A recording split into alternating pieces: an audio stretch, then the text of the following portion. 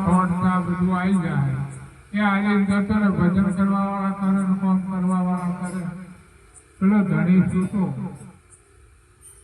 પણ એટલે ધન્યવાદ આ તો એવા નહીં કારણ કે શાંતિબેન કાંતાબેન તો બહુ ભાવિક છે અને અનિતાબેને પણ આવ્યા છે ધન્યવાદ છે કારણ કે આપણે જો ભજન કરવું હોય તો હોય વાયદામાં હેઠી જાય મારી વાત કરું મારે ભજન કરાવવું જોઈએ પણ આજને કાલને પગદાનો એમને મહિના અઠવાડિયું થાય 15 દાડા થાય મહિનો થાય 4 મહિના થાય 12 મહિના પણ આજની જેવી ઈચ્છા અમદાવાદથી હોય આવીને પણ ભજન કારણ કે અહીંયા અત્યારે લગ્નની પોષણ અનેક ઢોકળી ગલીઓ બધું સગવડ મળે ન મળે ગરમીનો માહોલ એટલે આવીને શુભ ઈચ્છા હોય પ્રગટ કરી એ માટે ધન્યવાદ અને ધન્યવાદ લાલુભાઈના પરિવારને કારણ કે ભક્તિમાં પ્રવેશ કર્યા પછી એમને જે ઓગો રોપ્યો એ ઓગો હવે ફાલ્યો ફૂલ્યો એટલે ફાલે ફૂલે એટલે એને મોર આવે ને પછી કેરી આવે અને કેરી આવે તો પછી એ ઓબાના કોમની નહીં પણ બીજા બધાના કોમમાં આવે જે એ ફળને લઈને સૃષ્ટિ માટે એટલે એવો લાલુભાઈને ખૂબ ધન્યવાદ છે બીજા આજીવોના ભક્ત મંડળને પણ ધન્યવાદ છે આવો મહેમાન ચડાવે છે એટલે ખૂબ ખૂબ ધન્યવાદ છે બાબા આપણા ગદમાં પદમાં વાણીમાં મહાપુરુષે જે રોજગાર કરી શબ્દે શબ્દે આત્મજ્ઞાન છે પણ જો આપણો વ્યસ્તમાં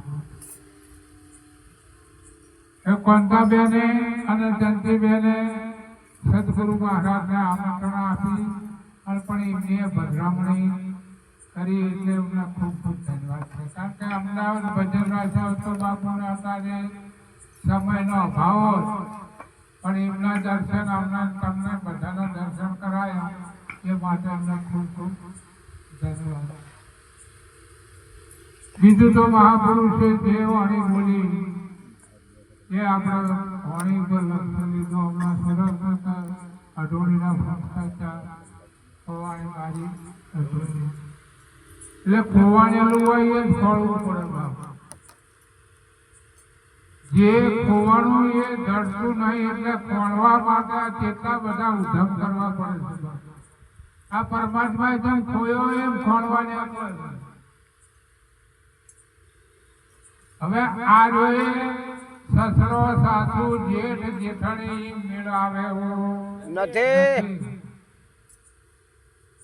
જ્યારે સંત બતાવે ની રાહી ચાલો તો આ જડે કેમલમ જડે એવું નથી એટલે સંત જે દિશા બતાવે એ દિશા હેડવાનું હમણાં આગળ વિષ્ણુભાઈ વાણી બોલ્યા હતા કે દીવો લઈને અને અજ્ઞાની અંધારે કારણ કે એ જો પ્રકાશ છે પણ એના પહાણ છે પણ અહીંયા ખોલતો નથી અને જો નથી અહીંયા ખોલવા જાય હાથ આવતું જેમ માન્યું છે એમ છે નહીં પણ જે સંત બતાવે એ રીતે ચાલો તો છે ને कर्म कंकण छिपावे ढूंढन को दूर लावे फिर को समीप पावे मन में करो विचार जय हो